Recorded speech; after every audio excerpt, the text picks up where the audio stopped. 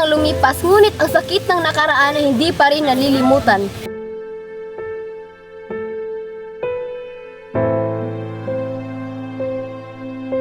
Matagal kong hinintay ang araw na magbabago ang lahat. Si Simon ay isang mayaman na alahero na may lihim na plano. Marami ako pinagandaan at hindi ko mahihaang masayang ang aking kinabukasan. Hindi ako lalaban para sa sarili ko lamang, lalaban ako para sa kinabukasan ng aming bayan. Inagaw nila ang aming lupa. Saan kami pupunta kung pati aming tahanan kukunin?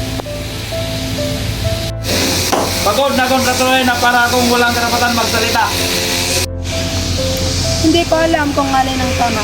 Ang sundin ng aking puso o landas kung pinipili para sa akin. Hindi sapat ang pangarap. Kailangan natin malaman kung paano natin makakamit ang ating nais. Sa likod ng bawat mukha, sa likod ng bawat sagot, may kapalit. Bawat misyon ay kailangan dumaan sa tamang proseso.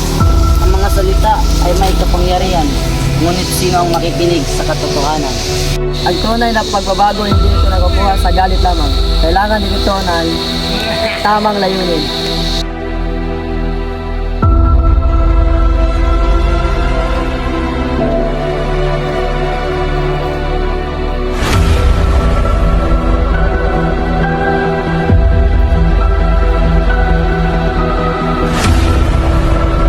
Panahon na ako pangwakasan ang lahat ng ito.